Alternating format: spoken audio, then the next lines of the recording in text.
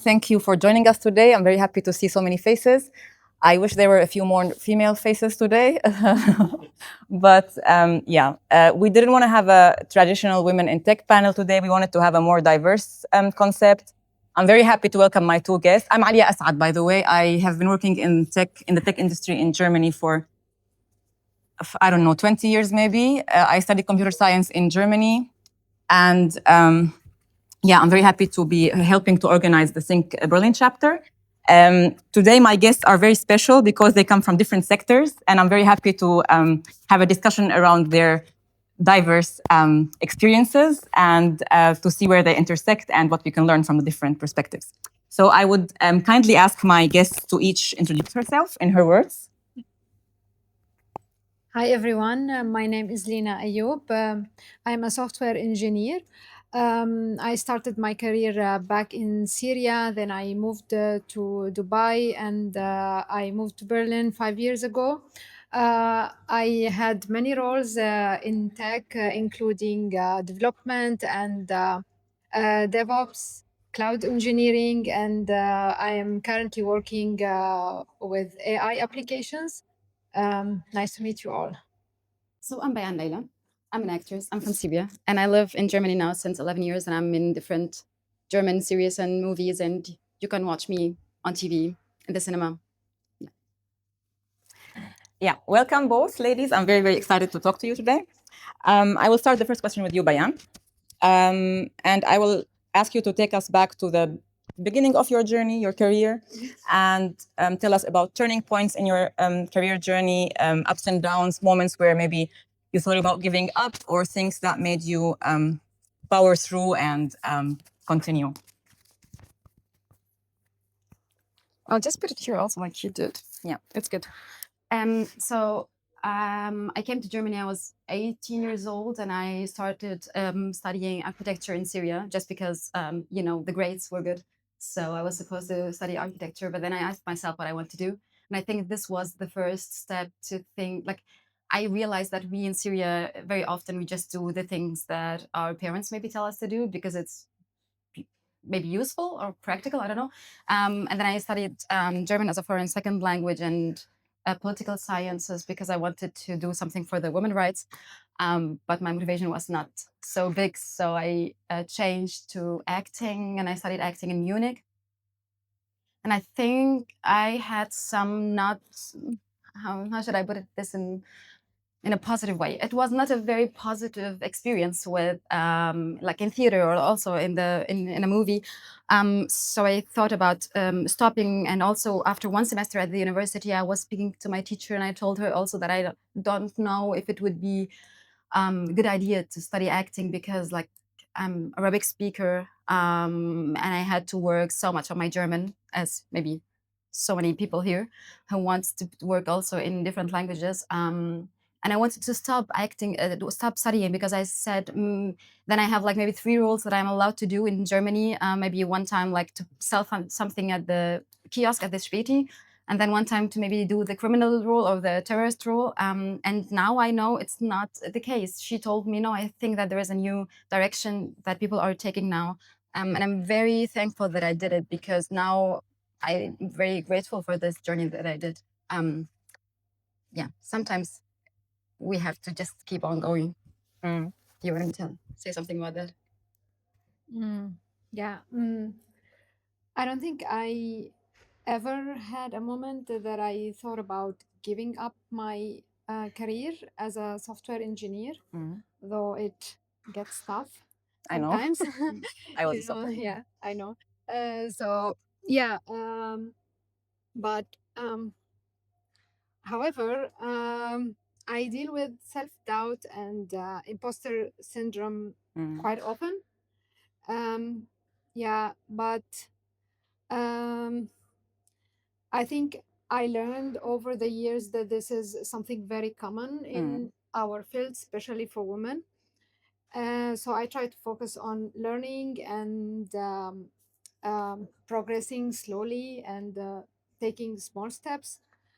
And I think this like doubt never disappear, but you learn how to not let it stop you, and how to instead make it motivates you. Yeah. I just want to say one thing about that. I had a lot of imposter syndrome also, and I was working as an engineer in the beginning of my career. What helped me was the Remarkable program from Google, really just designed for women in tech to learn how to deal with their imposter syndrome. And I used to be very, very nervous on stage. I think Khaled would remember that. We worked together. And I took some coaching, public speaking coach classes by an actress, which helped me be able to moderate a panel. So yeah, just bringing your experiences together. Book her. Okay, Lina, I'll continue with you. Being an outsider in a new country, new environment, new sector, changing roles, etc., brings a lot of challenges. I think you're the one who's not similar to the others, but can also bring fresh perspectives and other ideas that would strengthen strengthen the perspective. Actually, do you have such experiences that you would like to share with us? I think the most remarkable thing about this for me was that my background as a Syrian and all of us here, we throughout these years we built resilience, and this experience for me brought a different perspective. For example, during the layoffs, I reminded my team and myself that losing your job can be very difficult, but it's not the end of the world. As long as you and your loved ones are healthy and safe, you can rebuild. So I think that's the perspective that I brought maybe, and I think challenges at work in general feel different when life already taught you resilience. So Exactly. that's the perspective that I think I brought to the team. How about you? I will add to the question maybe Yeah. and let you go, Bayan. So you can tell us about that, and maybe if there are any unexpected skills that are not related to your profession that also helped you succeed.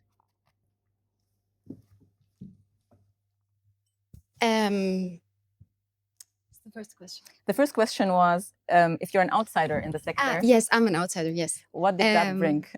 And it's amazing to be an outsider sometimes, because I have the feeling that when I come into a project, I mean, I dealt with like being the person who has to maybe explain why something is not so good to do in this movie in this and that way, and maybe to change the dialogue, and maybe to be more sensitive in specific topics. But at the same time, I think there is one thought that I have one time, and I think that helped me or like changed the way that I looked at things. I have a niece who is 10 years old, and I'm speaking with her like she has curly hair. She doesn't look like everyone else in this small village where she lives in Germany. And I'm always speaking to her and I'm saying like, you're different, but this is something beautiful because it's like so positive and you can be something special. And sometimes I try, like when I don't feel so good, I try to speak to myself as if I was like my 10 years old niece, because I would never tell her, you're not good enough, you're different, you will not make it. I will just empower her. So I think this is something that really changed my state of mind. And also because I think we have a very unique perspective on things, because I experienced living in Syria, I experienced living in Germany, and also with maybe topics that are really important for me. For example, feminism. I know the German perspective on this topic, but I know also how white feminism in Germany can be. So I bring the other perspective into it. And I try to see it like from the positive side. But sometimes I think also that we forget that it's not like individual. We are not only as individuals in this world. We can also build groups or like communities that maybe can help. So it's not like me fighting the world, but it's more like a Yeah, we. Do you, both of you, do you want to share about any unexpected skills that helped you succeed in your careers? Not related to your profession. Do you want to start? Yeah. I mean, resilience as a Syrian is already an unexpected skill. We share this all. I think as a woman, also communication helps me a lot. I am a social person. I like to speak to people, and this really helped me a lot in my profession because when I speak to the users and in User empathy. kind of and trying to like just normal chit chatting or yeah, I understand more about what they want, especially talking in non-professional setup, not in a meeting, and in a non-technical language as well. So this helps me understand what we are solving. And also one more thing, this is not related to tech at all, it's willingness to help others. It really helps me a lot because when I help other engineers, I understand better because when you explain something to someone, you understand True. it deeply more. So I think those more of like human centric Yeah. skills that help me as much as the technical Yeah. skills. Yeah. I love that. Do you want to add anything, Bayan? I think the only thing that I will add, maybe, I think coming from Syria and being like in Germany alone with 18, 19 years old, I think I'm afraid of so little things. So it's not like that I'm doing my job and I'm thinking, oh, what if nobody else, if nobody gives me like a role or character in a movie or a series, I think, so what? I will just do something else. And I think this is something maybe good because you could look at this life or what happened to us Syrians and think it's something negative, and at the same time I think, but we at some point we lost, maybe there is people who lost everything, more or less. So this fear I don't have, and I sometimes have the feeling that it's a superpower that I have, that I think, okay, so I will just start over and do something else. Yeah. I mean, I'm the moderator. I shouldn't be saying so much about myself. No, but when I got a layoff from a job that I really did very well and I really enjoyed, there was the Erdbeben, the zilzal, Yeah. the earthquake happening in Syria. I was in Bali doing sabbatical on the balcony, waiting on the balcony because my parents were waiting in the car because they cannot go up to sleep. And I got the email about the layoff in that moment.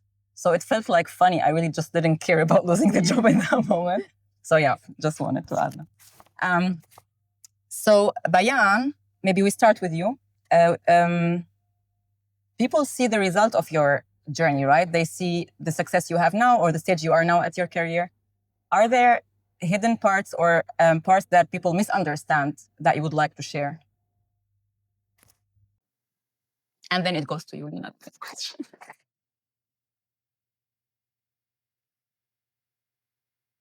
Has it? So I was yesterday at an event from the German Film Academy, and somebody said that we have, like, we as filmmakers, we have our career and then we have our parallel career of the things that we didn't get or we didn't do. Like, for example, as a scriptwriter, you have scripts that you didn't have the chance to realize, and also there is all the castings that I didn't get. So not only the roles that I did, the characters that I played, That's a nice way. but also the other characters. And one time, for example, I had this thing that it was the Film Fest Munich. And I did a post, because every time you just post, my film, my movie is being shown at the Berlinale or like at the Munich Film Festival or in Locarno. But I said, oh, there was 3 movies and 1 series. I was in casting and I didn't get the roles. So those are the projects that I'm not in during the film festival. And I think it's really important to speak about it more because I know so many people in my field who feel very negative about their career because they are getting so often rejected by casting directors, by production companies. And there is many factors that are really relevant to the decision that they make. And sometimes I would wish that all of us, it doesn't matter in any field, that we speak about it more. So it's not like an individual problem, but it's like, it's not a problem at all. It's just part of our job. And it's also my job to do with casting exactly as it is also my job to be on set and do a movie. But I think this is something that in general, maybe I feel growing up in Syria, it wasn't so hard. It's so easy to speak about. So we speak more about our success. The win. And also coming to Germany and or like in Europe in general, and having this pressure to be so successful and to be so positive, like the positive example. And I think that this pressure is so put on us. Maybe also as women more and more, also Yeah. feel so strong and yeah. Yeah, I can totally relate.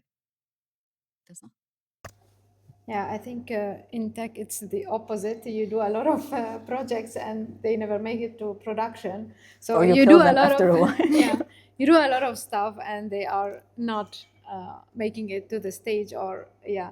So They're not aired. Yeah, and also they uh, this sometimes contribute to your promotion case or yeah, so it's just a matter of luck. Sometimes you work on something that goes to production or it's highly impactful on the company, but yeah. um, and I think yeah, something that we do a lot in the tech is that you need to keep learning. Yeah. Every day you learn while doing, but you also need to study sometimes in the afternoon. So people often talk about doctors doing that but also tech people It have moves to do quickly. You have to always be up to date. especially now. So yeah, Yeah, yeah, yeah. it can easily get overwhelming, but you have to do it, to deal with it. Yeah. Yeah. Yeah, and I can only emphasize that in tech, we do have this mindset of learning from failure. So as a product manager, I test to learn. It's never about winning. It's about learning which direction to go. Yeah, so it's interesting to see the different perspectives. I want to ask you one last question before we let the audience ask. Yeah, my favorite question, the time machine question. So both of you, if the time machine would take you back to the moment you started your current journey or the moment you arrived in Germany to start this journey, what would you tell your self back then, your younger self back then?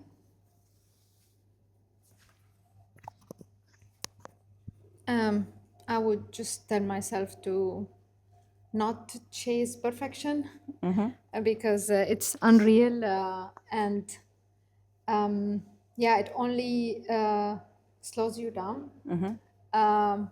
So, I used to think that I still think like that, but I'm trying to get over it. That I need to be ready, I need to have everything figured out. But yeah, it only growth only happens when you start doing things and you fail and learn and move forward. Nice advice. What should I add to that? I will not tell myself I think anything. I will just hug myself and be nice to myself. I wish I was nicer to myself in the past. And I think also that all the steps, all the difficult moments, and also the not like easy moments, they are part of this journey. I'm really glad that I experienced all of those things. But I think I'm not because it's like now I know what I know, but back then I didn't know. Yeah. So you know because make you sense, didn't, yeah. because you made all of these steps, you know yeah, now. exactly. So I think I will just hug myself and be nice to myself.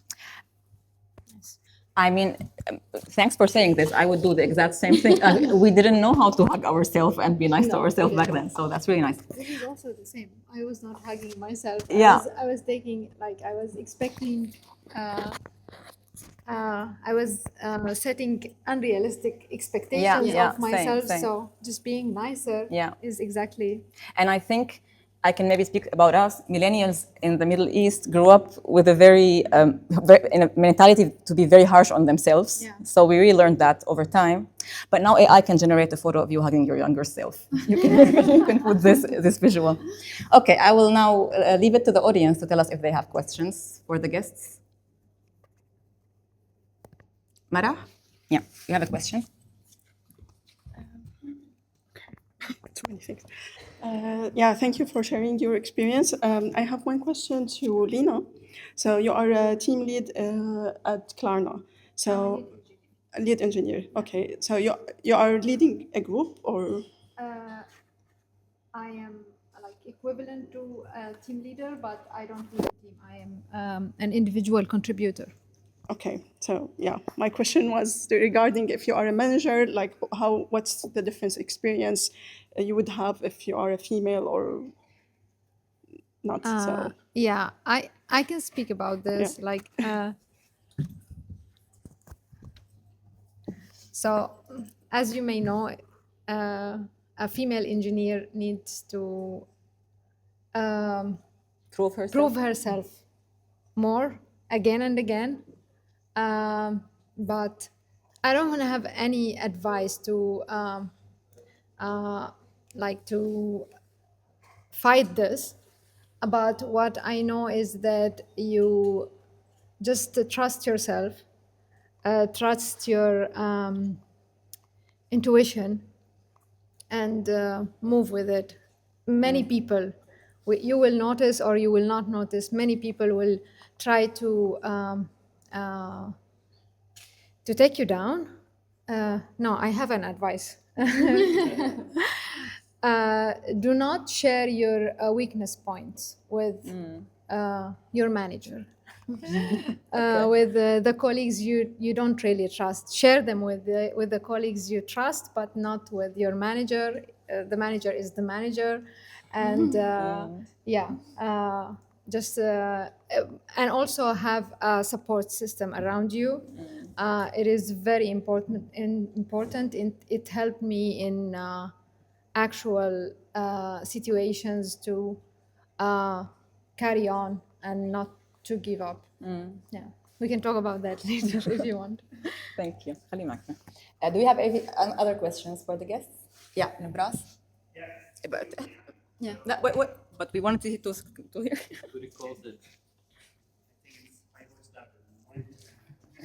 هي عم نسجل المقابلة. Yeah. So it's for you, Bayan. The question is, as now with AI, it's even touching on your jobs and acting and all of that. So you are about to be Replaced? No. not replaced, let's say crossed with the tech. Okay. And I think there's lots of opportunities as well as other things there. And in SYNC, the main mission is to also help people be employed in Syria. How your experience as an actor and what's going on in the tech industry today, and what you have brought with you from Syria.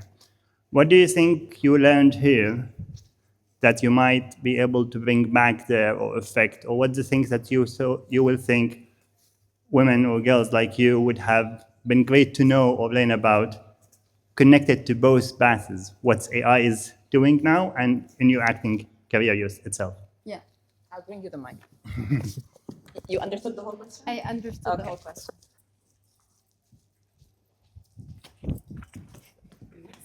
You don't need that. It's okay. So the first part of the question was the AI part. We talk about this also very often in the German Film Academy because all of us are considered like we are afraid a little bit. But one time I tried to take my self-tape with like an AI machine thing program.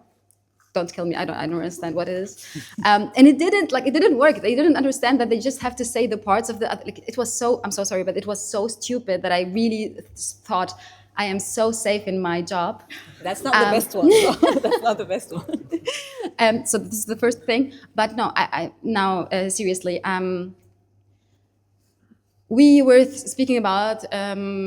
They did like an experience where they presented poets from different poets to a group of people, and they asked which are the best, and most of the people, they loved the poets from the AI machine thing. Wow. And then in the second round, they showed those poets, and then they said poems. I'm sorry, the poems, and then they told them this is AI and this is from human beings. And most of the people, they liked the one that are from human beings. So I think that we still want to see art by real people, like by human beings, and also because I mean, there is paintings, and then at some point there were photography, and photography didn't replace paintings. It just had new forms, and I think it would be really important, especially now in Germany, for example, because it's starting to have regulations for those things. Because at the end, AI is based on everything that human beings produced. So somehow it's a collection when we speak about art.